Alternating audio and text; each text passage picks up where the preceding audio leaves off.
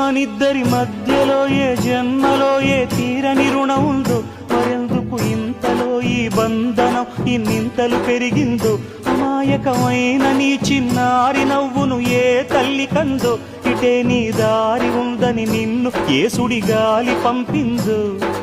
పాపం పుణ్యం దేవుడికెరుక, పేదకు దొరికిన బంగారు కణిక, పాలు వెన్నా లేవని అనక ప్రేమను తాగి తెరగవెసిలక.